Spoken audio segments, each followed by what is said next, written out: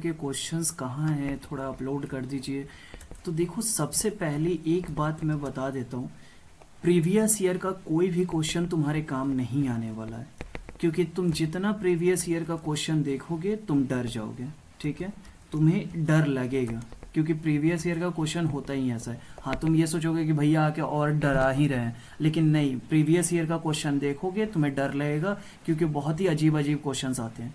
ठीक है, तो ये बेसिकली मेरा ये जो टॉपिक होने वाला है, ये एग्ज़ाम टिप्स को लेके होने वाला है। लाइक कैसे लिखे, कुछ एग्जामिनेशन से रिलेटेड टिप्स, तो वो मैं तुम्हें बताता हूँ, क्योंकि तुम्हारा कैट फैट आने वाला है। तो देखो, तो तुम्हारा जो कैट 1 स्टार्ट होने वाला होगा, वो CAT 1 I think October, mid October में हो जाना चाहिए। ठीक है, और तुम्हारा कैट 1 मिड अक्टूबर में होगा। फिर तुम्हारा समझो कि कैट 2 जो आता है वो नवंबर या दिसंबर के आसपास में होगा। आई होप कि नवंबर तक हो जाना चाहिए, नवंबर लास्ट। और नवंबर में चूंकि फेस्टिवल्स वगैरह हैं, तो दिसंबर के फर्स्ट वीक में भी चला जा सकता है। तो ये कैट 2 का तुम्हारा मतलब इसी बीच में स्टार्ट होगा। और जो फैट है वो फाइनल है कि जनवरी में होगा। ठीक है, ये जनवरी में होगा। और किसी को ऐसा लग रहा होगा कि ये कैट फैट मैट क्या है, ये नहीं समझ में आ रहा होगा, तो वो डिस्क्रिप्शन में वीडियो दी गई है, एमसीए की प्लेलिस्ट पूरी बनी हुई है, उसमें से जाके वीडियोस देख ले, उसको सारी बातें क्लियर हो जाएगी।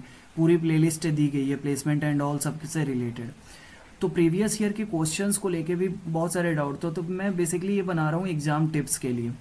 तो एग्जामिनेशन में तुमको क्या करना है, लाइक सबसे पहले तो भूल के भी कॉपी मत करना। तुम्हारा फर्स्ट एग्जाम तुम देने जा रहे हो कैट 1। ठीक है, ये तुम्हारा होगा 30 नंबर का, वेटेज होता है 15 नंबर। ठीक है, तो इसमें तुम कभी भी भूल के, पहला एग्जाम है, चीटिंग करने का मत सोचना, और ये मत पूछना कि भैया वे बता दीजिए कैसे हम लोग लिख सकते हैं।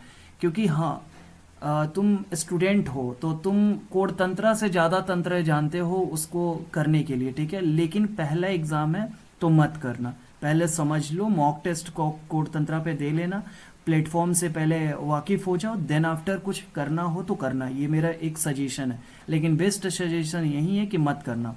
तो एग्ज़ाम जो होने वाला है वो ओपन बुक होने वाला है। तो आई होप कि तुमने बुक खरीद ली होंगी, क्योंकि मैंने पिछली वीडियो में बताया था कि तुम बुक कैसे खरीद सकते हो और कहाँ से तुमको अच्छे बुक मिल जाएंगे एकदम कम प्राइस में।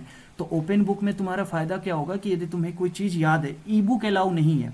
एक बात याद रखना, तुम सोचोगे ओपन बुक और ई बुक दोनों तो बात एक ही हुआ, नहीं, ई बुक अलाउ नहीं है। ओपन बुक या अलाउ होता है या प्रिंटेड मटेरियल से अलाउ होता है। तो यदि तुम नोट्स बनाए हो उनका प्रिंट आउट ले लो, या फिर तुम अपने कॉपी में बनाए हो, कॉपी का नोट्स है तो वो भी सही है, वो भी चलेगा।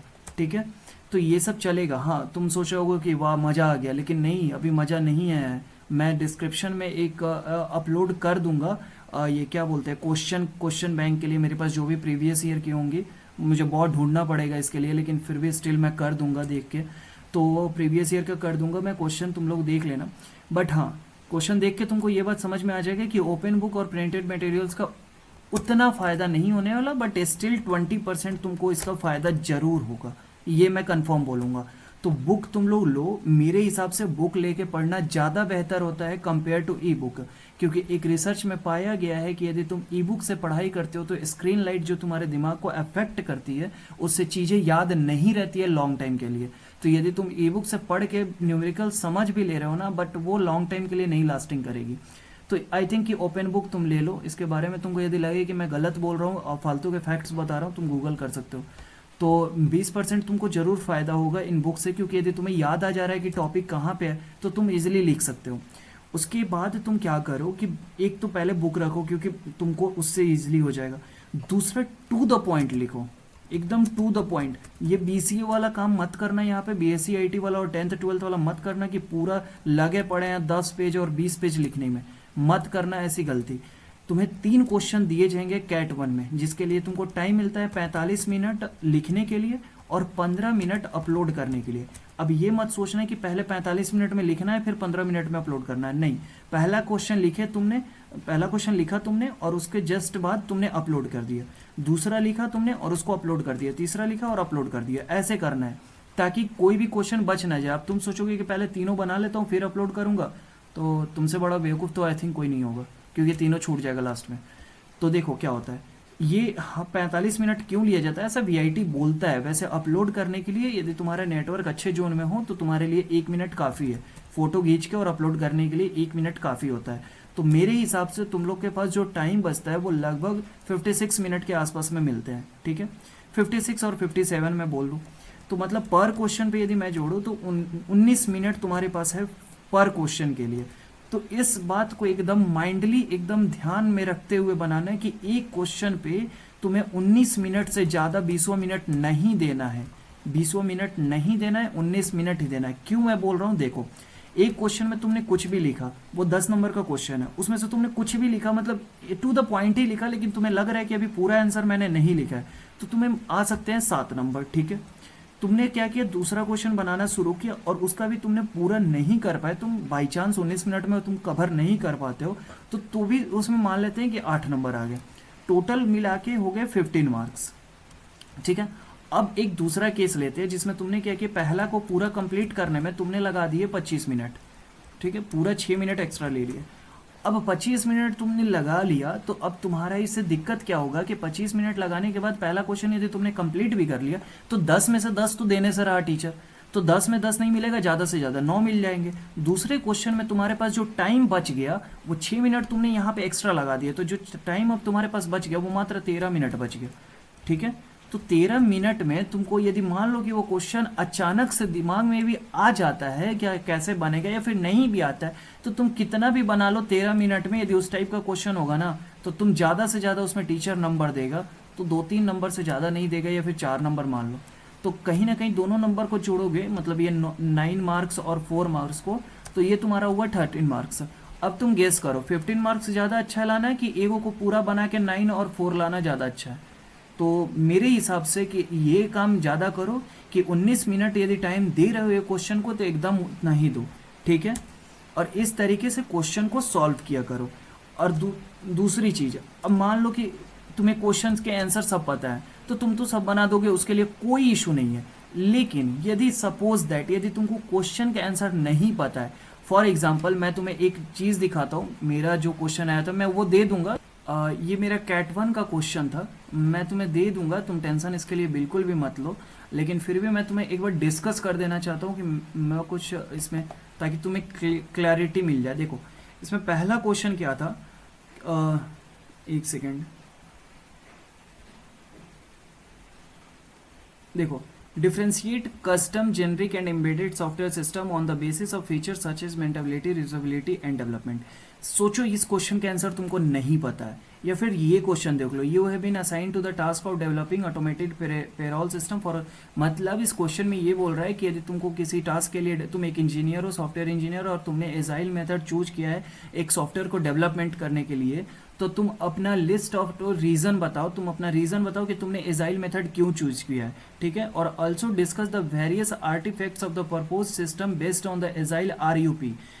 अब सपोज तुमको इसमें का कुछ नहीं पता है, तुमको इसमें आता ही नहीं है, तुमको दिमाग देख के ही तुम्हारा बाउंस कर गया कि इसको क्या बना है, बट कीवर्ड्स खोजो। कीवर्ड्स कैसे खोजते हैं इसमें, पहला सॉफ्टवेयर इंजीनियरिंग, ठीक है, ये मिला, चलो ठीक है, SDLC फ्रेमवर्क मिला, ठीक है। उसके बाद मेन चीज जो कीवर्ड है एजाइल अप्रोच।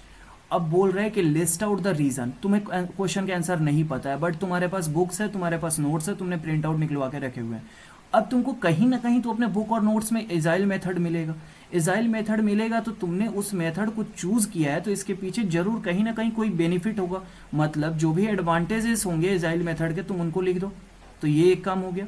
इसका लिए तुमको जो भी 5-6 नंबर देना होगा वो टीचर, यदि एक इसमें 2 क्वेश्चन है तो एक क्वेश्चन का यदि 5 नंबर होगा तो उसमें से 3-4 दे ही देगा। दूसरा चीज़ होता है एजाइल RUP, ये मुझे उतना याद नहीं आ रहा है बट हाँ इसका भी यदि तुम बुक में देखोगे तो डेफिनेशन मिल जाएगा RUP, एजाइल RUP का, तो कुछ ना कुछ इसके बारे में भी तुम लिख दोगे।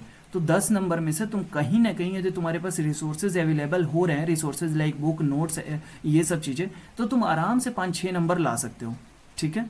तो ये सब चीज़ें फ़ायदा होती है बुक रखने से। अब यदि तुम देखो तो ये चीज़ मैंने तुम्हें बता दिया कि तुम्हें क्या क्या करने हैं और क्या क्या नहीं करने हैं। एक सेकेंड, अब कोड तंत्रा से रिलेटेड अब तुम थोड़ा एक चीज़ और समझ लो कि कोड तंत्रा में टैब स्विच कर सकते हैं। मतलब यदि तुम पहला क्वेश्चन बना रहे हो तो जरूरी नहीं है कि पहले पूरा पूरा बनाओगे, सबमिट करोगे तभी दूसरे पे जा सकते हो, तुम आगे पीछे कर सकते हो। बट हाँ, तुम वो चीज़ चेंज नहीं कर सकते हो, अपना टैब स्विच वगैरह नहीं कर सकते हो, ठीक है। वो बहुत सारे रूल्स हैं, वो तुमको समझा दी जाएगी। उसका डिस्क्रिप्शन आता है 1 2 पेज का PDF में, वो तुम देख लेना, समझ जाओगे। वीडियोज ऑन रहेंगे तुम्हारा, तुम यदि कुछ भी करते हो तो तुम्हारा प्रॉक्टर सामने से बोलने लगेगा। तुमको पूरा इन्वायरमेंट चेक कराना होगा कि लाइक तुम कहाँ पे हाथ रख के लिख रहे हो, वो सब चेक करेगा। तो डरने वाली बात नहीं है, यदि चीटिंग नहीं कर रहे हो तो कोई दिक्कत नहीं है। ID कार्ड लेके बैठना, ID card in the sense की आधार कार्ड, तो वो ज़रूरी होता है, ठीक है। एग्ज़ाम से रिलेटेड ये चीज़ तैयारी करके रखना। और साथ में पानी का बोतल और पेजेस, A4 साइज़ पेजेस को एक्स्ट्रा रखना। ये सब चीज़ें क्यों बोल रहा हूँ, क्योंकि एग्ज़ाम के बीच में तुम उठ नहीं पाओगे। तुम सोचोगे भैया 1 घंटे की एग्ज़ाम ही है, क्या ही उठेंगे, लेकिन नहीं बाबू, कभी कभी ज़रूरत पड़ जाता है। नेचर्स कॉल, कौन जानता है। हाँ, तो वो क्या बोल रहे थे कि ये सब चीज़ें हैं, तो ठीक है, तो इन सब चीज़ों पे ज़्यादा फोकस करो कि मतलब क्वेश्चन का जो आंसर होना चाहिए वो टू द पॉइंट स्पेसिफिक होना चाहिए। यहाँ प्रोफेसर बैठे हुए चेक करने के लिए, ठीक है। और 10 नंबर का क्वेश्चन है, इजीली चेक करके पता कर लेंगे कि तुमने कहाँ से छापा है। तो कोशिश करो अपने लैंग्वेज में लिखने का जितना हो सके, और बुक का लैंग्वेज नहीं छापने का, क्योंकि जो प्रोफेसर्स बने हुए हैं वो बुक पढ़ चुके हैं, वो नई नहीं है बुक उनके लिए, वो ऑलरेडी पढ़ चुके हैं। तो इसलिए इन सब चीज़ों पे ज़्यादा ध्यान मत दो। जहाँ तक रही प्रीवियस ईयर क्वेश्चंस की बात में, तो तुम एक्साइटमेंट हो गए, हमको पता है कि बहुत सारे बच्चे बीच में ही वीडियो को क्रॉप करके और चले गए होंगे कि वो वीडियो प्रीवियस ईयर का क्वेश्चन लेने के लिए। बट यार जिप फाइल मैं अपलोड कर दूंगा, उसके लिए तुम टेंशन मत लो, क्योंकि उसके लिए मुझे बहुत मेहनत करनी पड़ेगी। पूरा जाके अपना प्रीवियस उठा के देखना पड़ेगा, स्क्रीनशॉट वगैरह ग्रुप वगैरह खोल के सब। फिर भी मैं एटलीस्ट कर दूंगा, उसके लिए तुम टेंशन बिल्कुल मत लेना। तो ये सब चीज़ों को कंसिडर करके चलो। और पहला एग्जाम में चीटिंग बिल्कुल मत करना, दूसरे में सोच भी सकते हो लेकिन पहले में बिल्कुल नहीं, ठीक है। असाइनमेंट वगैरह बनाने के लिए मिलेंगे तो उसके लिए भी घबराने वाली बात नहीं है। क्विज मिलेंगे, कोई टेंशन वाली बात नहीं है, क्विज एक्सचेंज हो जाते हैं, ठीक है। व्हाट्सएप पे ग्रुप बना ही होगा तुम लोग का अनऑफिशियल।